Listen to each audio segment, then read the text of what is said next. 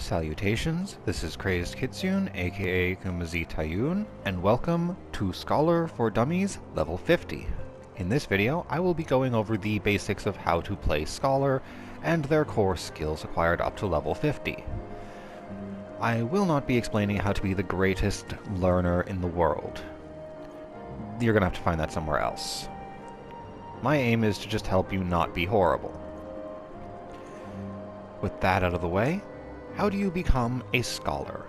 A scholar starts out as an arcanist. In order to become scholar, you need to get arcanist to level 30 and complete the final arcanist class quest, which is at level 30. You also need to have completed the self-management main scenario quest.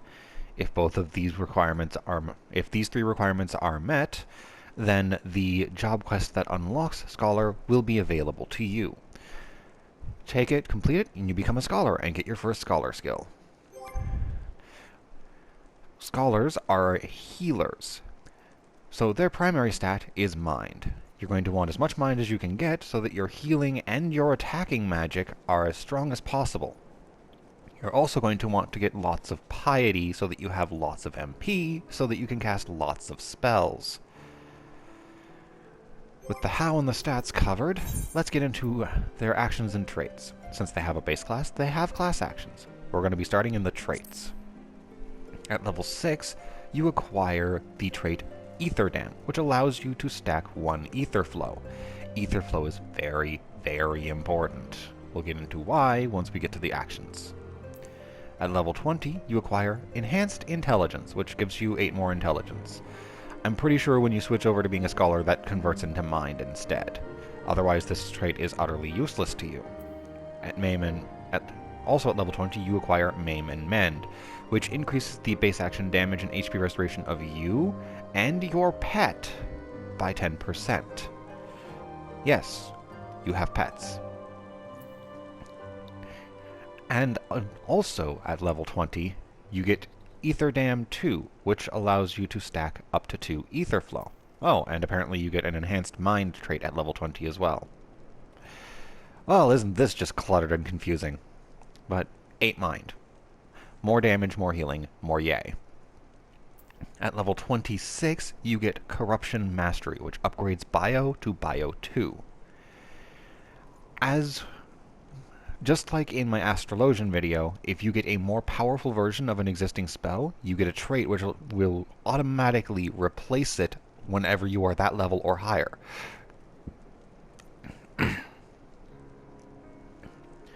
This is to simplify your rotations. At level 40, you get Enhanced Intelligence 2, which also means you get Enhanced Mind 2, which means 16 more of the appropriate stat. Huzzah! You also get Maim and Mend 2, which is a 30% increase to damage and restoration for you and your pet. And Ether Dam 3, which allows you to stack your third and final Ether Flow. And at level 40, Oh, yes, I already covered this when I mentioned Enhanced Intelligence 2. And that's everything up to level 50 in your traits. So let's go look at your class actions. At level 1, you acquire Ruin. This is a global cooldown spell, which is 2.5 seconds. It also takes 2.5 seconds to cast. It costs 176 MP at level 60, and is a potency 100 direct attack spell.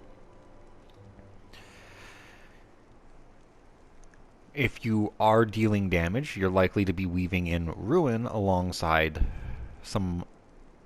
maintaining your other effects. At level 2, you acquire Bio. This is a global cooldown instant cast spell that at level 60 costs 353 MP. It does no damage on impact, but applies a potency 40 damage over time that lasts for 18 seconds.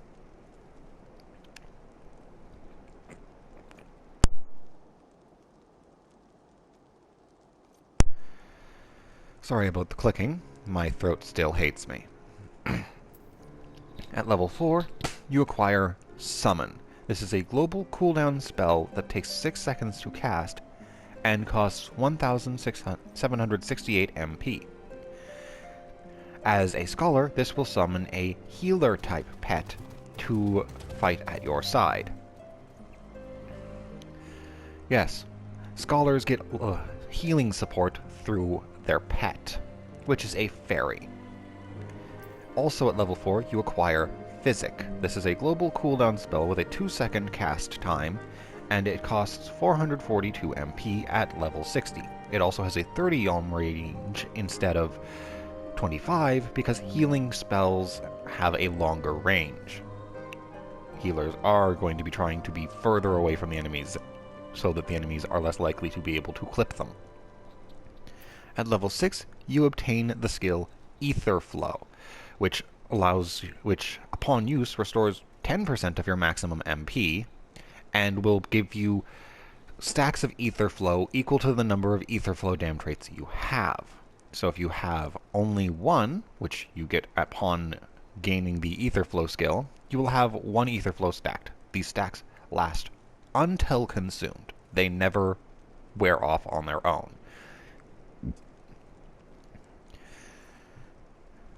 Additionally, you gain Energy Drain at level 6. This is a 3-second cooldown off global ability.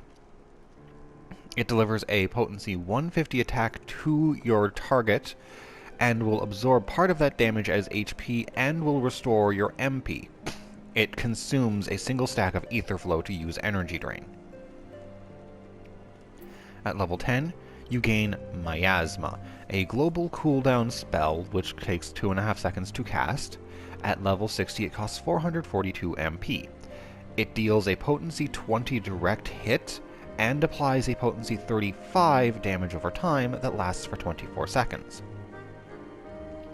That's right. The primary source of damage for a scholar is their damage over time effects, with a little bit of their direct attack spells sprinkled into the mix. At level 15, you have a class quest as Arcanist, which will give you Summon 2. This is a global cooldown spell that takes 6 seconds to cast, just like Summon 1. At level 60, it costs 1,768 MP and will summon a support-type pet to fight at your side. At level 18, you gain Resurrection. This is a global recast spell which takes 8 seconds to cast. Yes, 8 seconds. It costs 2,652 MP, so it's not cheap, and it will allow you to revive a fallen player who a weakened state. They don't have to be in your party. You can revive anybody you find who's lying flat on their back having gotten their butt kicked. That 8-second cast time makes it difficult to use in combat on its own. At level 26, you gain Bio 2. This is also where you get the Corruption Mastery trait. Bio 2 is a global cooldown instant cast spell that costs 530 MP at level 60, and it applies a potency 35 damage over time that lasts for 30 seconds. Bio 1 has 5 more potency, but I believe overall does less damage than Bio 2, because Bio 2 lasts for 12 more seconds, meaning it gets a few more ticks, and therefore is just a better spell. At level 30, your final class quest as an Arcanist will give you Bane. This is a 10-second cooldown ability. What it does is it spreads your bio and miasma effects to all enemies within an 8 yalm radius of the enemy you use it on, as long as they have bio and or miasma on them. The potency of your damage over time effects are weakened on the additional enemies. So the second enemy will be affected by a 20% weaker version, the third is a 40% weaker, the fourth is 60% weaker, and the sixth and beyond, or the fifth and beyond, are taking 80% less damage from them. It's still dealing damage to the additional enemies, so it's still worth doing. But as Scholar, you actually have generally better things to spend your ether flow on when you're at level 50 and above, because Scholar gets special ether flow skills we'll cover when I get to Scholar. The duration of your spread damage over time effects is equal to how much time was left on the original source. there is a 15% chance that their duration will reset if it was shorter than its original duration. And Bane consumes an ether flow. At level 38, you gain Ruin 2. This is a global cooldown instant cast version of Ruin. It costs 353 MP, so it costs about twice as much as Ruin, and the only difference is that it's instant cast. The biggest use for this is if you can't stand still long enough to cast Ruin.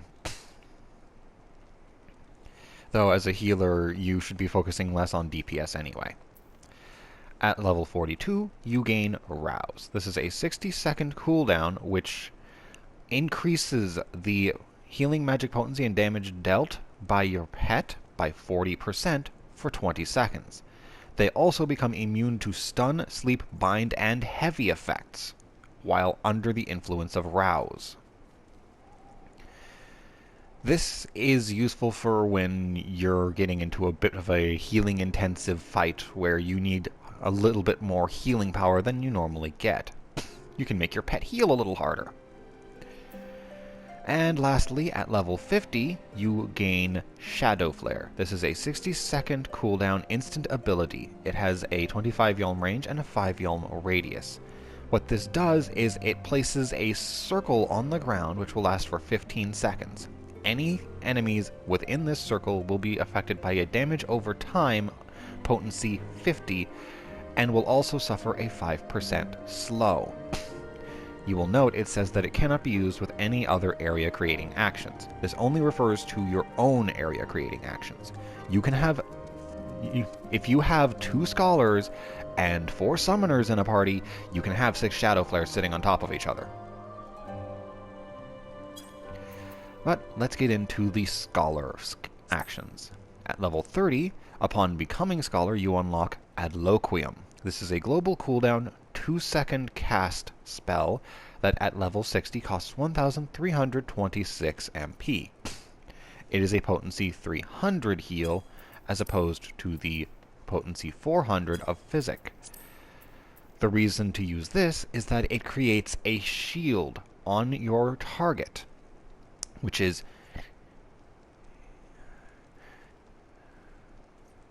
equal to the amount of healing you have done unless you get a critical hit with your heal. Then the damage nullification is doubled. So if you got a crit that was worth, say, 3,000, your target just got a 6,000 shield. The shield lasts for 30 seconds or until it's absorbed enough damage to be destroyed, and it does not stack with the Astrolosian's shields. This should generally not be a problem because your Astrolosian shouldn't be in Nocturnal Sect if you're a scholar. If they are, politely request they switch to Diurnal Sect because your shields will often be more effective. At level 35, you gain Succor. This is a global cooldown spell that takes 2.5 seconds to cast. It costs 1,679 MP. It has a 15 yalm radius around you. It is a potency 150 heal that places a shield on everyone affected. The shield is equal to the amount of health you restored with it. And the shield will last for 30 seconds or until they have received enough damage to have the shield destroyed. And again, it doesn't stack with Astrolosian shields. At level 45, you acquire Sacred Soil. This is a 30-second cooldown ability. It has an 8 yalm radius, and it has a 30 yalm range, meaning it's a healer skill. What this does is it creates an area of effect where you place it, in which 90% of all damage inflicted, wow, is,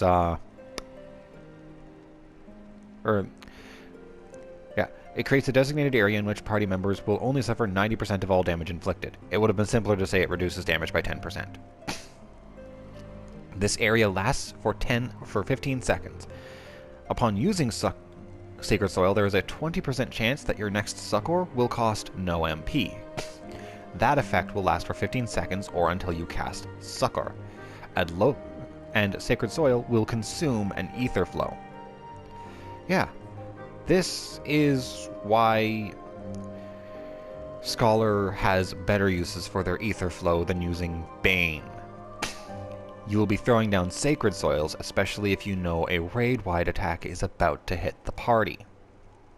And as you can see, it cannot be used with any other area-creating actions, so you can't have a Sacred Soil and a Shadow Flare sitting on the ground at the same time. And finally, at level 50, you gain Lustrate. This is a 1-second cooldown instant ability, which is a potency 600 heal to your target. It consumes 1 ether flow. Yeah, as a Scholar, you're going to be using your ether flow for Sacred Soils and Lustrates for your big heals. Don't depend on Lustrate entirely as your only source of healing. You've got Physic and your Fairy for primary healing. Lustrate is more used for when you need lots of healing very fast. And now, with everything that is specifically Scholar up to level 50 covered, let's go look at their role actions, which, as a healer, they share with Astrologian and White Mage. Upon unlocking a role action slot, they appear to be permanently available to you. And once you have learned a role action, you can stick it in any of your role action slots and then have access to it. At level 8, we have Cleric Stance, which is a 90-second cooldown that for the next 15 seconds increases the potency of your attack magic by 5%. At level 12, we have Break, which is a global cooldown 2.5-second cast spell that costs no MP. It is only potency 50, and it applies a 20% heavy that lasts for 20 seconds. So it's not the most impressive thing, but I imagine there are uses for it. At level 16, we have Protect. This is a global cooldown spell with a 3-second cast time. What this spell does is apply a 30-minute barrier to your party members. It has a 15 yalm radius around your target or yourself if you're not targeting anything. This barrier reduces the physical and magic damage taken by everyone. It also costs no MP. This is a role action that I very strongly recommend you take because damage reduction is good. At level 20, you unlock Isuna. This is a global cooldown spell that takes 1 second to cast. At level 60, it costs 618 MP, and it will remove a single detrimental effect from your target. This is a highly recommended spell, and don't worry, you don't need to trial and error what can and cannot be removed with Isuna. If it can be removed, there will be a white line resting on top of the icon for the detrimental effect. If there is no white line on top of it, you can't remove it, so don't waste the cast time and the MP. At level 24, you obtain Lucid Dreaming. This 2-minute cooldown will apply an 80 potency refresh to you, which lasts for 21 seconds. This will regenerate MP. It will also cut your enmity in half. As a Scholar, you have Ether Flow. You don't especially need Lucid Dreaming, in my experience, because unless you are getting ludicrously spammy with your expensive things, it's hard to run out of MP. At level 32, you acquire Swift Cast, a 60-second cooldown, which will apply a 10-second buff to you. This buff is consumed as soon as you cast a spell, and what it does is make your next spell instant cast. You remember that 8-second cast time on Resurrection. Yeah, you want Swift Cast for that. If one of your party members gets their butt kicked, you want to Swift Cast and use Resurrection to get them on their feet quick. Oh, hey look, I'm being photobombed. At least he's cute. At level 36, we get Eye for an Eye. This is a 3-minute cooldown which applies a 20-second buff to a target party member or pet. As long as this buff is active, if the recipient is being struck by an enemy, there is a 20% chance that that enemy will be debuffed, causing them to deal 10% less damage for the next 10 seconds. And that debuff can be refreshed infinitely as long as this buff is still on the victim. At level 40, you unlock Largesse. This is a 90-second cooldown which increases the potency of your healing magic by 20% for the next 20 seconds. You'll notice I don't have this slotted in, but I did on my Astrologian video. That's because Scholar's single-target healing is just kind of absurd anyway. You probably won't need this. I might end up kicking myself later for not taking it. Who knows? At level 44, you gain Surecast. This is a 30-second cooldown which will give you a buff that lasts 10 seconds or until you cast a spell. What it does is ensure that your next spell cannot be interrupted by receiving critical damage. You can still be interrupted if you are stunned, silenced, or put to sleep, or move. But it also makes you immune to knockback and draw-in effects, so the enemy can't move you. I imagine it can be useful. I don't have it on because I've not usually had a problem with this unless, you know, a tank isn't doing their job and is letting things beat on me. At which point, if I'm getting chain crit, I'm dead. And it's not my fault. I was trying to heal myself. And at level 48, you unlock the final healer roll action, a 2.5-minute cooldown called Rescue. This will instantly draw target party member to your side. It can't be used outside of combat, and it can't be used if they're suffering certain enfeeblements, which I think just means if they're bound in place.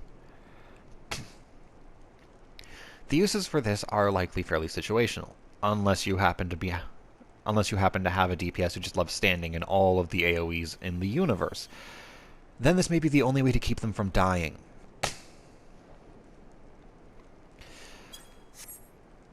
Oh. I forgot pet actions, because your pets have abilities.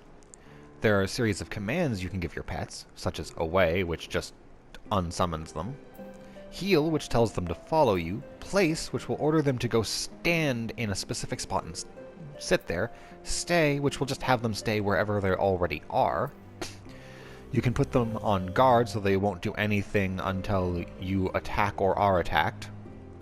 This action. And Steady, which will prevent them from doing anything unless told to. These have no effect on whether or not your fairies will use their basic heal spell. They will always use it no matter what, if a party member within range of them has dropped below a certain amount of health. Next we have Sick, which just has your pet do whatever it pleases, and Obey, which has them only use their most basic ability automatically, and otherwise you have to order them to use their abilities. And then we have the abilities for your two fairies.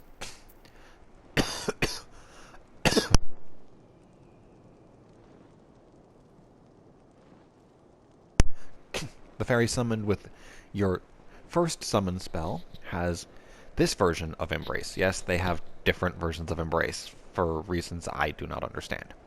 Embrace is a 3-second recast, 2-second cast healing spell of potency 250. Your fairy has limitless magic. They can cast Embrace as much as you want them to.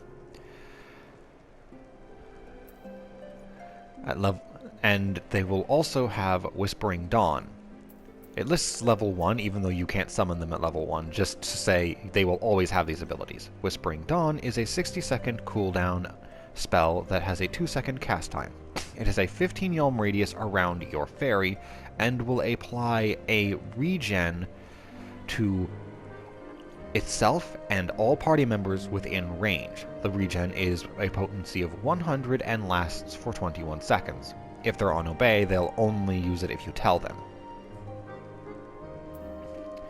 At level 20, they will have access to Fey Covenant, a 2-minute cooldown which will increase the magic defense of your fairy and all party members within a 15-yalm radius of them by 20% for 20 seconds. And at level 40, they have access to Fey Illumination.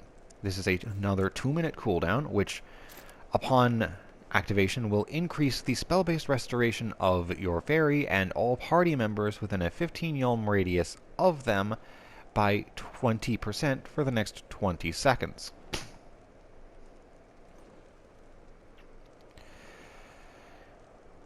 As with all abilities, if your fairy is set to obey, they will only use Embrace on their own. Otherwise, you have to tell them to. If you use Summon 2, you will summon the fairy that has this version of Embrace, which, other than looking different, is the exact same as the other Embrace. Same potency, same recast, and same cast time. So let's move on to their unique abilities. First, we have Silent Dusk. This is a 40-second cooldown that has a 25-yalm range on it. That's because it's not specifically a healer skill. It's a silence. Scholars can shut an enemy up, though it is fairly difficult to actually get this to go off in time to be of any use because of how your fairy's skills buffer and their obedience works. Sometimes they just don't want to do what you tell them. At level 20, they gain access to Fey Caress, which is a 60-second cooldown with a 20-yalm radius around them. What this does is it removes a single detrimental effect from all party members within range of them.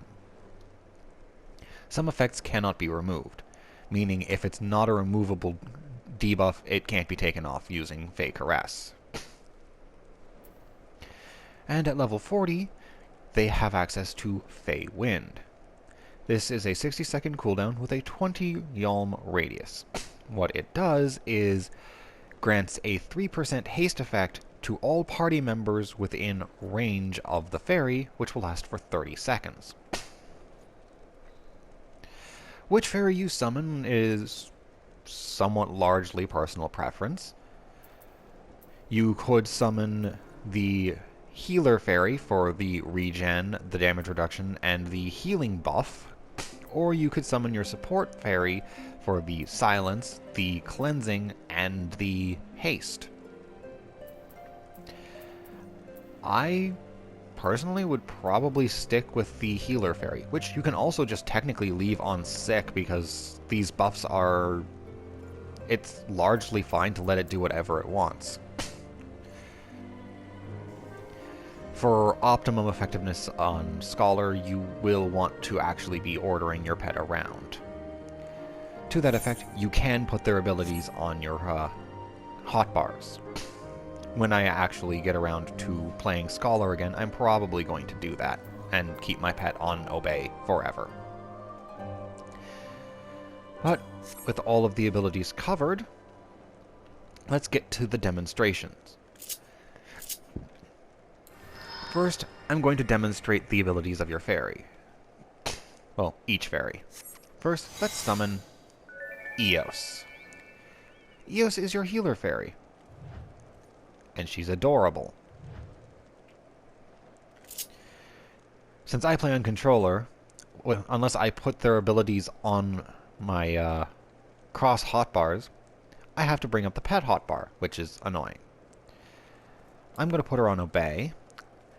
Now, Eos, go stand over there real quick. Okay, come to me. Okay, stay. Okay, come back. Now, you may have noticed I do have Embrace on my crossbars. That's just because this is the skill that you're going to be using fairly regularly anyway.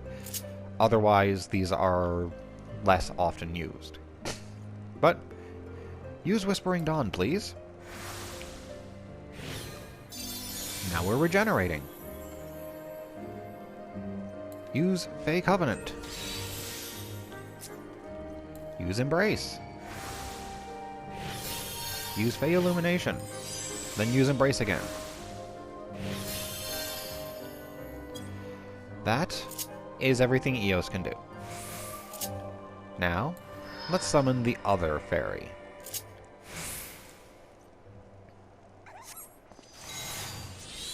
Goodbye, Eos. Hello, Celine. She is rather adorable as well.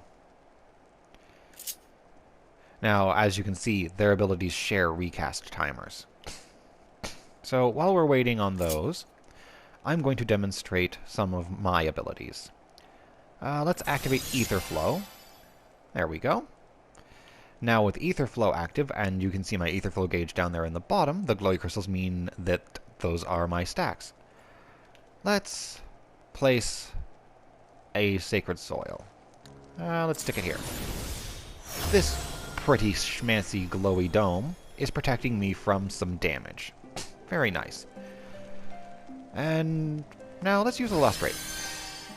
That's a pretty big heal. I mean, I only have 15,000 HP, and that just restored 5,000. That's fairly impressive. Now, one of the advantages of having your fairy is I can show you eye for an eye. There you go. Hey, Celine, I need you to be more powerful. Thank you. Alright. Celine, use Embrace on yourself. There we go. Now I'm going to use Physic on Celine. There's my Physic. Now here's an Adloquium for Celine. Let's try and get a critical Adloquium on her, shall we? Nope. Nope. Nope. Nope. One more time. Nope. Okay, fine. Let's cast Protect. Oh no, Celine has been poisoned! There we go. Let's see. Well, I can't cast Resurrection even on a fallen Celine, because if Celine's killed, she just disappears. So, I'm going to use Swift Cast, and then I'm going to cast Succor. There we go. As you can see, these are my DPSing abilities. I have them set all over here because, well, it's a good idea to have your DPS stuff next to each other. And let me just refresh my Ether Flow. Now, let's see here. Well, with that, I've demonstrated basically everything that's not Cleric Stance, which slightly increases the amount of damage my attack spells do. And other than that, all I have is my DPS skills to show off. And, of course, some of Celine's abilities. Celine? I want you to make that striking dummy stop calling me names. Good girl. Okay, now cleanse us. And now, make us use our abilities faster. Alright, now go away. I don't need you anymore for this demonstration. Oh, darn headset's trying to fall off. Alright. So. Miasma. Bio. And Shadow Flare. Bane. Energy Drain. Now, I unfortunately can't show off Ruin because I'm too high a level, and so I have a replacing trait which forces it to be replaced with a spell we get in post 50. So I'm not going to bother showing that off. Instead, I'll just use Ruin 2. There we go. Ruin 2 looks a little different from Ruin 1, but it's got the same potency, so Ruin would have done the same amount of damage. That's all of your abilities. If you're doing damage, you're going to be maintaining your damage over time effects, so when they start running low, you're going to need to refresh them. That means at level 50, you have Bio 2, which lasts for 30 seconds, and Miasma, which lasts for 24. So you would actually apply Bio 2 first, and then apply Miasma, so that their timers are as close to each other as you can get. as a healer, you're not going to be doing that much damage most of the time, but with Scholar, you can often leave a lot of healing to your pet, though they did reduce the potency of your pet's heals, so maybe not quite so much. Let me just summon Eos real quick, and... Eos, how much do you heal me?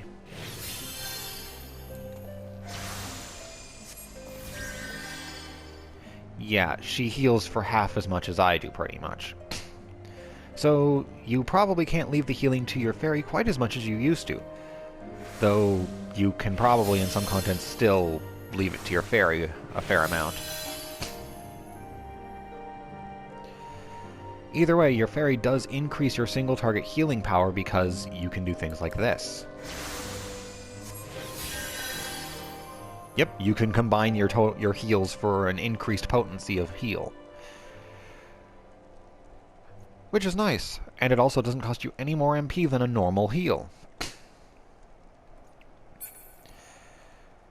But as Scholar, you can usually get away with doing a little more damage than you could as, say, an Astrologian or a White Mage, because you have your fairy to support your healing power. Still, your main focus should be keeping everyone alive.